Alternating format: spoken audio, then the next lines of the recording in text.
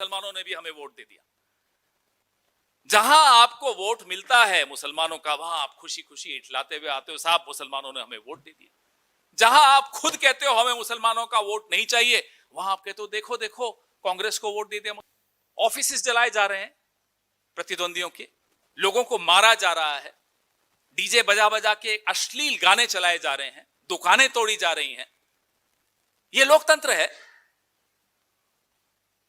कोई जीतती है पार्टी, हम तो बचपन से देखते आए, कांग्रेस जीतती है साहब, हम जाते थे, जुलूस निकालते थे, खुश होते थे, नारे अच्छे लगाते थे। बीजेपी के खिलाफ नारे लगाना बंद कर देते जिस दिन हम जीत जाते थे। हम अपनी पार्टी की जिंदाबाद करते थे, हिंसा तो नहीं करते थे। ये जीत की खुशी नहीं है, ये कुछ और है। एक महीना हमारी पार्टी के लिए, मेरे लिए व्यक्तिगत तौर पे बहुत संघर्षपूर्ण था। बहुत कुछ झेलना पड़ता है और सबके साथ होता है, क्योंकि ये लंबा संघर्ष का रास्ता है, परेशानियां आती हैं। लेकिन व्यक्तिगत परेशानियों को गिनाने का ये वक्त नहीं है। जिस दौर से हम लोग, हमारा देश, हमारा लोकतंत्र आज गुजर रहा है, और जो एक भयानक खेल चल रहा है, पूरे लोकतंत्र को कैप्चर करने का, हाईजैक करने का, उस खेल को हमारे नेता राहुल गांधी जी, खरगे साहब, वेणुगोपाल जी, प्रियंका जी, जयराम रमेश जी, तमाम नेता हमारे, हम सब बार बार आपके सामने लेकर आते हैं। और इसलिए नहीं लाते कि साहब कुछ राज्यों में हम जीते, कुछ राज्यों में हम हारे। लगातार ये सवाल भी आते हैं, उस पर भी जवाब दूंगा मैं आपको। 2024 में मुझे याद है, मैं और जयराम रमेश जी इसी मंच पर बैठे थे, हरियाणा का चुनाव का नतीजा आया था, तब भी हमने कुछ इंगित किया था। उसके बाद राहुल जी ने एक बहुत विस्तृत प्रेस वार्ता की हरियाणा के वोट चोरी के विषय में। कर्नाटका के अलंग, जहां 6015 वोट का हेरफेर कैसा हुआ था, वो आप सबके सामने रखा। महाराष्ट्र में 5 महीने के अंतराल में 40 लाख कैसे नए वोट इंसर्ट कर दिए गए, लिस्ट में डाल दिए गए, वो हमने आप सबके सामने रखा। ऐसे अनेक उदाहरण आपके सामने रखे। तो ये कोई पहली बार नहीं है कि हम लोग आपके सामने वोट चोरी की बात कर रहे हैं। एक वोटर लिस्ट के जो फ्रॉड से, उसके अलावा SIR की चाबुक और परिसीमन का चक्रव्यूह, ये 3 तरीकों से आप देख रहे हैं कि कैसे पूरी चुनावी प्रक्रिया को अपने कब्जे में लिया जा रहा है। ये इस देश में और हमारे जैसे लोकतंत्र के इतिहास में, अगल बगल के देशों का मैं नहीं उदाहरण लेना चाहता, मैं नहीं चाहता भारत की तुलना हमारे अड़ोस पड़ोस के देशों से करूं, लेकिन ये कहीं देखने को नहीं मिलता जहां भी एक परिपक्व और स्वस्थ लोकतंत्र है। हमारे देश में एक परिपक्व और स्वस्थ लोकतंत्र रहा है, उसमें इस तरह का 3 तरफा हमला, मुझे लगता है, हम सबको लगता है कि जो लोकसभा के परिणाम थे, जिसमें एक माइनॉरिटी सरकार चलाने पर नरेंद्र मोदी जी को विवश कर दिया, उसके बाद एक षड्यंत्र रचा गया कि कैसे चुनावी सिस्टम को पूरी तरह से ध्वस्त कर दिया जाए। ऐसा नहीं है कि हम इन 5 राज्यों के चुनावों के बाद ऐसी बात कर रहे हैं। जैसा कि मैंने आपको कहा, कई लोग कल से पूछ रहे हैं, अरे साहब केरला में तो आप नहीं बोलते वोट चोरी हुई है, SIR हुआ, तमिलनाडु में नहीं बोलते। तो साहब ध्यान से कान खोलकर आप लोग सब सुन लीजिए, आपके माध्यम से कह रहा हूं। कमल कहां खिलता है? कमल खिलाने से पहले पहले कीचड़ फैलाना पड़ता है। जहां जहां कीचड़ फैलाया, वहां वहां कमल खिला। अब तमिलनाडु में कीचड़ नहीं फैल पाया तो कमल नहीं खिल पाया, केरला में कीचड़ नहीं फैल पाया तो कमल नहीं खिल पाया।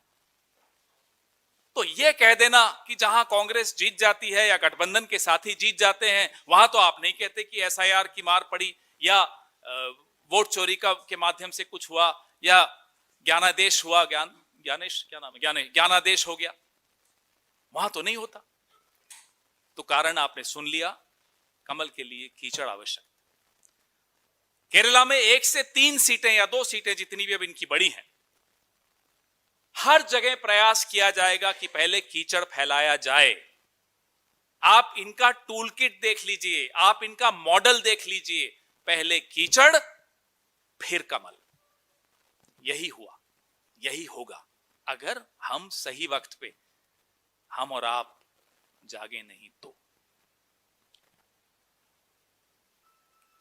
बार बार हम बंगाल और असम की बात करते रहे, पश्चिम बंगाल और असम की, हम सब आवाजें उठाते रहे, भले हम एक दूसरे के खिलाफ चुनाव लड़ रहे हो टीएमसी और हम, लेकिन आवाजें उठाते रहे। साहब, कीचड़ फैल रहा है। चुनाव आयोग का काम क्या था? कीचड़ फैलने से रोकने का काम था, हेट स्पीच पे मजबूती से जवाब देने का काम था, एक्शन लेने का काम था, शिकायतों पे का संज्ञान लेने का काम था। चुनाव आयोग ने उस कीचड़ में खुद लेट लेट कर लोकतंत्र को दागदार बना दिया। यह हमारी शिकायत चुनाव आयोग से है, इस देश की शिकायत चुनाव आयोग से। हम टीएमसी के खिलाफ लड़े बंगाल में, आप सबने देखा, मजबूती से लड़े, प्रचार भी किया, सब कुछ किया, लेकिन वो हमारी लोकतांत्रिक प्रक्रिया का हिस्सा था।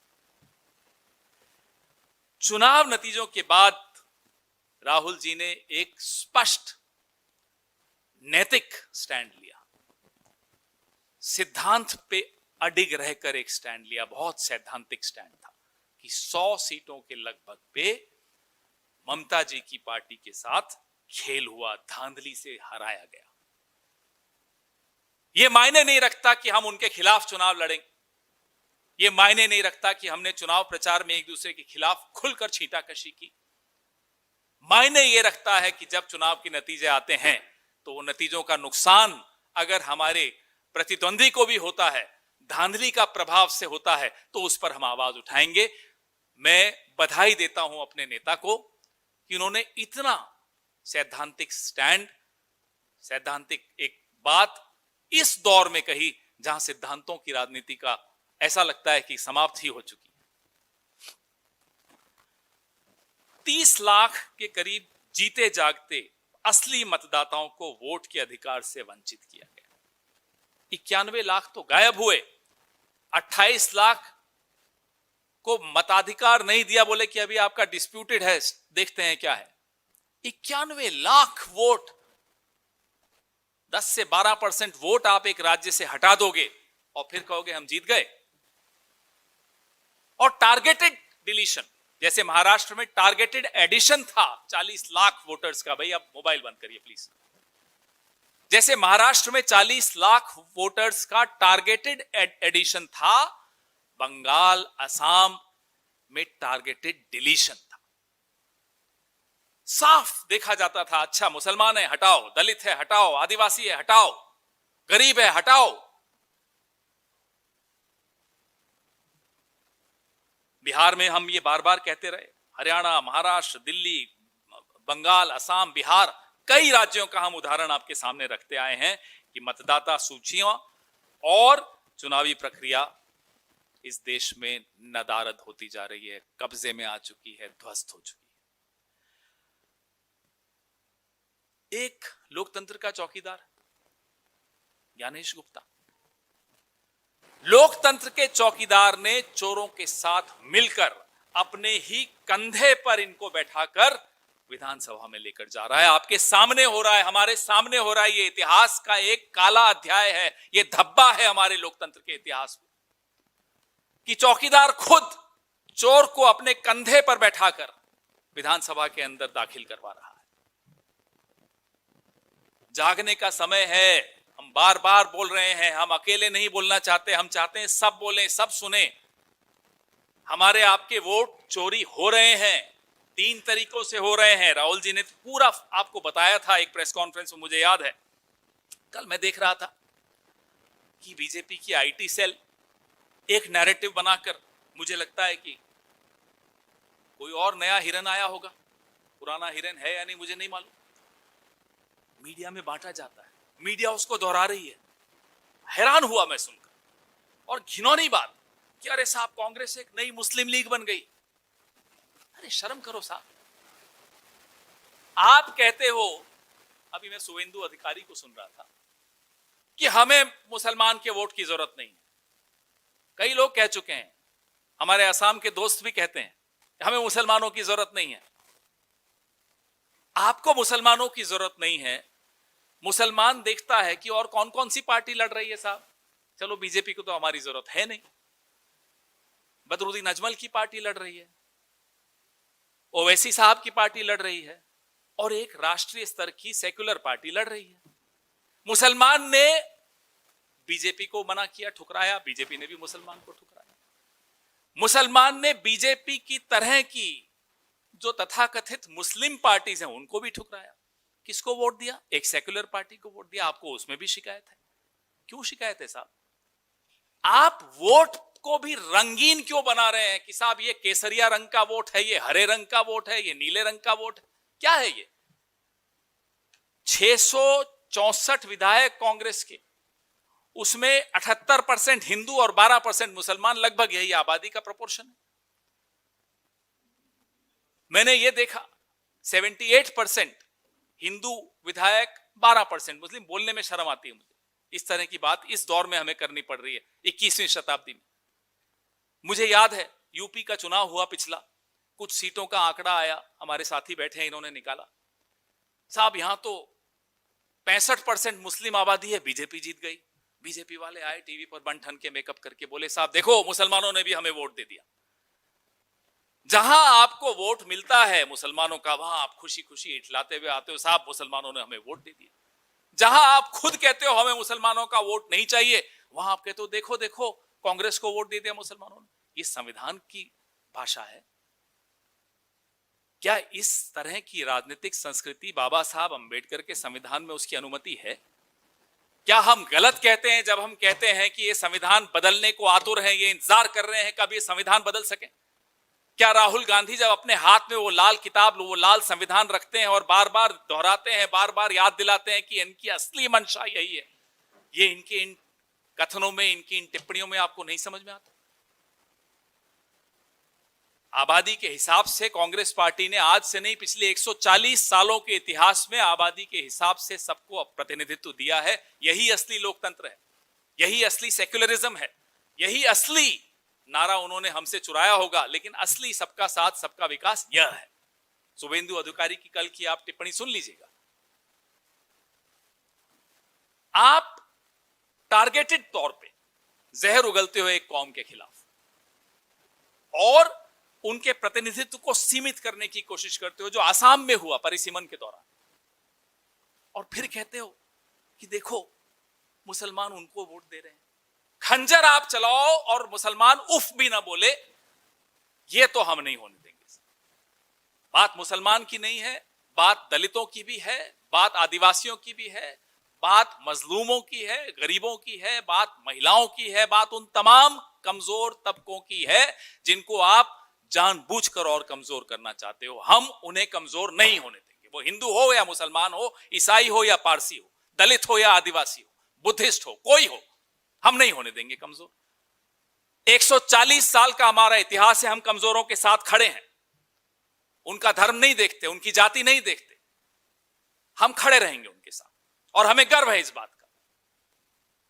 बंगाल में हिंसा का एक दौर शुरू हुआ है जब से नतीजे आए हैं, उसे रोकने की जगह दिल्ली से उन्हें भड़काने का काम हो रहा और कोई उसके बारे में बात नहीं कर रहा। रोज डिबेट्स हो रही हैं, बड़ी बड़ी बातें कर रहे हैं, साहब इनका एग्जिट पोल ठीक हुआ, उनका गलत हुआ, ये हिंदू पार्टी हो गई, वो मुसलमान पार्टी हो गई। शर्म करिए साहब, हो क्या रहा है बंगाल में? ये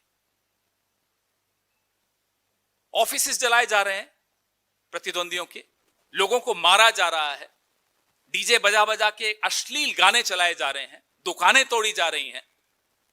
यह लोकतंत्र है? कोई जीतती है पार्टी, हम तो बचपन से देखते आए, कांग्रेस जीतती है साहब, हम जाते थे, जुलूस निकालते थे, खुश होते थे, नारे अच्छे लगाते थे, बीजेपी के खिलाफ नारे लगाना बंद कर देते जिस दिन हम जीत जाते थे। हम अपनी पार्टी की जिंदाबाद करते थे, हिंसा तो नहीं करते थे। यह जीत की खुशी नहीं है, ये कुछ और है, ये गुंडागर्दी है, ये दादागिरी है, ये लोगों को डराने का तरीका है। डराने की क्या जरूरत है? अब तो आपको संविधान की शपथ लेनी है, उससे पहले आप ये क्या माहौल बना रहे हो? 12 साल हो गए प्रधानमंत्री जी, आपने पद के अनुरूप आचरण करिए, रोकिए इस हिंसा को। बंगाल आपकी तरफ देख रहा है, पता नहीं क्यों देख रहा है, हम तो देख देख कर परेशान हो गए, थक गए। आपने कभी उस तरह का आचरण नहीं किया। एक और आंकड़ा बड़ा महत्वपूर्ण है, आप भी देखिएगा, आप में से कुछ लोग रिसर्च करते रहते हैं। जिन मतदाताओं को बंगाल में वोट के अधिकार से वंचित रखा गया, उन सीटों पर जीत का मार्जिन एसआईआर डिलीशन के नंबर से कम है। सब कुछ आपके सामने है, दूध का दूध, पानी का पानी, ब्लैक एंड व्हाइट। हम उम्मीद करते हैं कि माननीय सर्वोच्च न्यायालय भी इसका संज्ञान लेगा और मतदाताओं को उनके अधिकार फिर से देकर, हमें लगता है कि उन सीटों पर फिर से पुनर्मतदान होना चाहिए। मार्जिन आपके सामने है।